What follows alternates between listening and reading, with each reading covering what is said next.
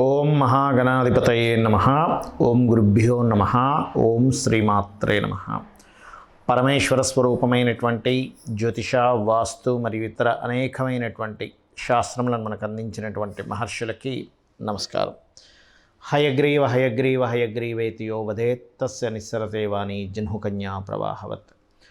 అరుణాం కరుణాతరంగితాక్షీం ధృతపాశాంకుశపుష్పబాణచాపాం అనిమాదిభిరావృతాం మయూకైః అహమిత్యేవ విభావయే భవానీం. శ్రీమాత్రే నమః. ఓం పితృదేవతాభ్యో నమః.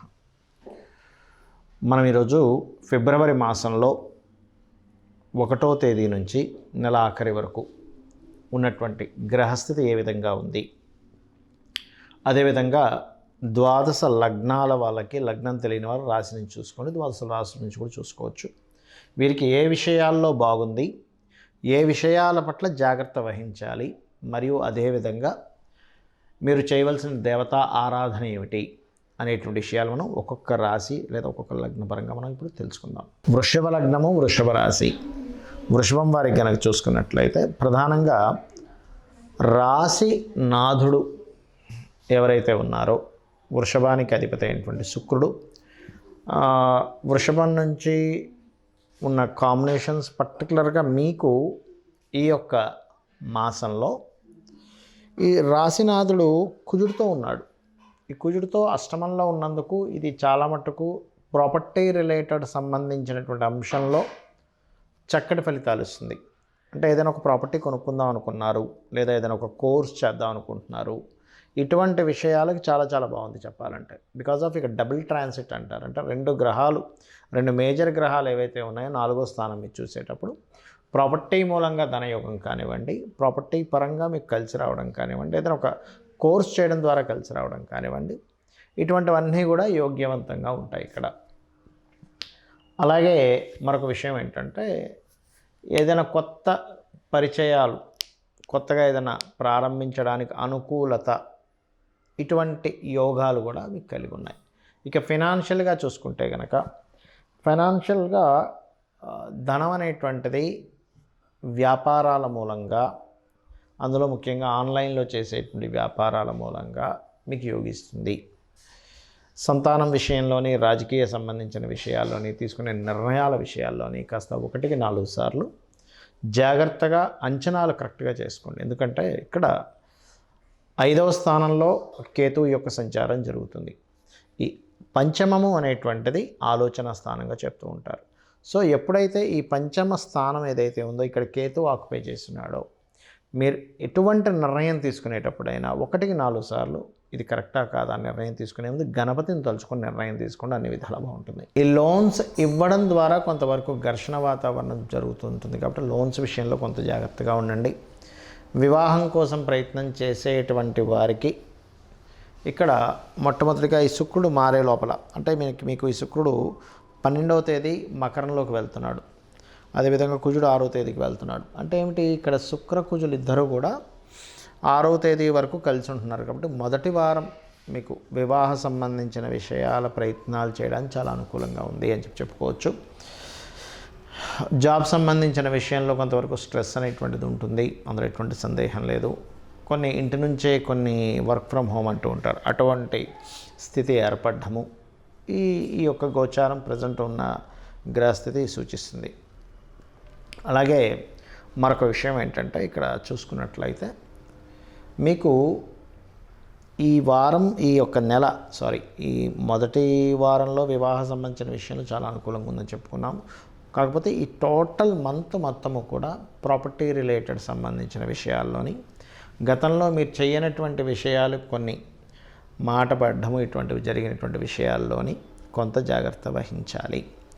ఇక మీరు చేయవలసినటువంటి దేవతా ఆరాధన ఏమిటి అని చూసుకున్నట్లయితే మీరు గణపతిని ఆరాధన చేయడము, మీకు దగ్గరలో ఉన్నటువంటి గణపతి ఆలయాలకు వెళ్ళడము, వీలైతే నవగ్రహాల్లో కేతు గ్రహం దగ్గర దీపారాధన చేయడము, గోవుకి గ్రాసము అంటారు, గ్రాసము తినిపించడము, ఇటువంటివన్నీ చేయండి. అదేవిధంగా ఈ లాభస్థానంలో రాహు ఉన్నందుకు ఆన్లైన్ త్రూగా అన్నాను కదా అని, ఆన్లైన్ అంటే మీరు ఎంతసేపు ఈ షేర్ మార్కెట్, లేకపోతే కొంతమంది ఆన్లైన్లో బెట్టింగ్స్ ఆడుతుంటారు, బెట్టింగ్స్ ఇటువంటివి కాదు. ఆన్లైన్లో మీరు చేసేటువంటి ఏదైనా మార్కెటింగ్ రిలేటెడ్, ఏదైనా సేల్స్ రిలేటెడ్ సంబంధించిన మీరు బాగా యోగిస్తుంది అనేటువంటి చూపిస్తుంది. ఇప్పటి వరకు మనం తెలుసుకున్నటువంటి గోచార ఫలితాలు ఏవైతే ఉన్నాయో వీటికంటే కూడా అతి ముఖ్యంగా మీరు తెలుసుకోవాల్సినటువంటిది మీ పర్సనల్ చార్ట్. పర్సనల్గా మీ యొక్క జన్మజాతక చక్రంలో ఏదైతే గ్రహస్థితి ఉందో అది మీకు మెయిన్గా రూల్ చేస్తుంది. మీరు జన్మించినప్పుడు ఉన్నటువంటి గ్రహస్థితి, మీరు ఏ తేదీలో జన్మించారో, ఏ నెల, ఏ సంవత్సరము, ఏ సమయము, ఏ ప్రాంతము, అంటే ఎక్కడ పుట్టారు, ఏ టైంలో పుట్టారు అనేటువంటిది. ముఖ్యంగా ఎక్కడ పుట్టారు, ఏ టైంలో పుట్టారు అనేది లేకపోతే లగ్నం అనేటువంటిది ఐడెంటిఫై అవ్వదు. లగ్నం ఎక్కడ పడింది మీరు జన్మించినప్పుడు, దాన్ని బట్టియే మీకు మిగతా గ్రహాలన్నీ కూడా, 2 ఛాయాగ్రహాలు మిగతా గ్రహాలన్నీ కూడా, అంటే ఏమిటి, రవి ఉన్నాడు అనుకోండి, మీకు పేరు ప్రఖ్యాతలు ఇచ్చేటువంటి రవి ఎంత స్ట్రాంగ్గా ఉన్నాడు. రవి స్ట్రాంగ్గా ఉంటే మీరు రాజకీయాల్లోకి వెళ్ళొచ్చా, మెడికల్ రంగాల్లో వెళ్ళొచ్చా, తండ్రి పరంగా ఎలా ఉంటుంది, ఇవన్నీ చెప్తుంది రవి. అదే చంద్రుడున్న స్థితిని బట్టి మీ మానసిక స్థితి ఏమిటి, కుజుడున్న స్థితిని బట్టి మీకు భూ సంబంధించినటువంటి యోగాలు ఎలా ఉన్నాయి, బుధుడున్న స్థితిని బట్టి మీకు ఉండేటువంటి రిలేషన్స్ కావచ్చు, విద్యా సంబంధించినటువంటి విషయాలు కావచ్చు ఎలా ఉన్నాయి. అదేవిధంగా శుక్రుడిని బట్టి వివాహము, సుఖాలు, భోగాలు, శని భగవానుని బట్టి మీకు ఉండేటువంటి కర్మ, మీ కర్మ ఏమిటి, మీ జన్మజాతకంలో మీ పాస్ట్ లైఫ్లో చేసుకుంటున్న కర్మ ఏ రకంగా మీరు పొందగలుగుతారు అనేటువంటి శని భగవానుడు చెప్తాడు. ఆ రకంగా రాహుకేతువులను బట్టి కాలానికి మోక్షానికి కారకులు. అంటే సమయం ఏదైతే ఉందో, ఈ లగ్నం ఏదైతే ఉందో, ఈ లగ్నం ఎందుకు ఐడెంటిఫై చేసుకోవాలంటే మీరు ఎందుకు, అంటే మీరేమిటనేటువంటిది మీ లగ్నం చెప్తుంది. మీ ధనాధిపతి ఎక్కడున్నాడు దాన్ని బట్టి మీరు ఏ రంగాల్లోకి వెళ్తే మీకు ధనయోగం కలుగుతుంది, ఎక్కడ మీరు ఫైనాన్షియల్గా జాగ్రత్తగా ఉండాలి లైఫ్లో, ఎటువంటి మార్గం ద్వారా మీకు ధనయోగం వస్తుందని. అదేవిధంగా మనకి 4th హౌస్ని బట్టి మీరు ఏ డైరెక్షన్స్లో ఉంటే బాగుంటుంది, మీ పేరుని 4th హౌస్ని తీసుకొని మీరు ఎప్పుడు అసర్ట్స్ కొంటే బాగుంటుంది. చాలామందికి మిస్టేక్ జరిగేది ఏంటంటే ఈ సమయంలో అసర్ట్ కొంటే మంచిదే అన్నప్పుడు తెలియకుండానే అనుకూలించినటువంటి సమయం కాకుండా అనుకూలించిన సమయంలో అనుకూలించినటువంటి దిశలో కొంటారు, అక్కడ ప్రాబ్లం అవుతుంది.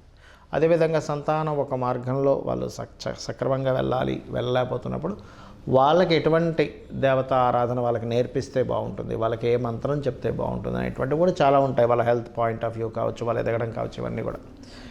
అదేవిధంగా ఇన్వెస్ట్మెంట్స్ కావచ్చు, అబ్రాడ్కి వెళ్ళేటువంటి యోగం కావచ్చు, ఇవన్నీ మీ పర్సనల్ చార్ట్లోనే ఉంటాయి, గుర్తుపెట్టుకోండి. అయితే మీకు సందేహం కలగవచ్చు ఇక్కడ, ఇవన్నీ నా పర్సనల్ చార్ట్లోనే ఉంటే మనం ఎందుకు ఈ గోచార ఫలితాలు చెప్పుకుంటున్నాము అనేటువంటిది. ఇక్కడ ఒక విషయం గుర్తుపెట్టుకోండి, మనము ఒక ప్లానింగ్ అనుకుంటాం, మనం ఒక ప్లాన్ చేసుకుంటాము, మన ప్రయత్నం మనం ఒకటి చేస్తాము, కానీ బయట ఉండేటువంటి పరిస్థితులు అంటే ఏమిటి, ట్రాఫిక్కే కావచ్చు, బిజినెస్ సంబంధంగా మార్కెటే కావచ్చు, వాతావరణమే కావచ్చు, ఇవి అనుకూలించలేదనుకోండి. మనం ఒక ప్రయాణం చేస్తున్నాం, ట్రాఫిక్ బాగా జామ్ ఉంది, గంటలో వెళ్ళాల్సింది 2 గంటలు పట్టచ్చు, 3 గంటలు పట్టచ్చు. ఏమిటంటే మీ ప్రయత్న లోపం ఎక్కడా లేదు, కానీ బయట ఉండేటువంటి పరిస్థితులు వల్ల మీకు లేట్ అయింది. అలాగే గోచార గ్రహాలు కూడా ఎక్కడెక్కడ ఏ గ్రహం ఉంది ఇప్పుడు ప్రజెంట్ ఉన్న కండిషన్లో, అది మీకు మీరు చేస్తున్నటువంటి దానికి ఏ రకంగా అది అబ్స్ట్రకిల్ చేస్తుందా లేకపోతే అది సపోర్ట్ చేస్తుందా, ఇదే గోచార ఫలితాలంటే. కాబట్టి ఈ గోచార గ్రహాల యొక్క స్థితిని మనం చెప్పుకుంటున్నాం.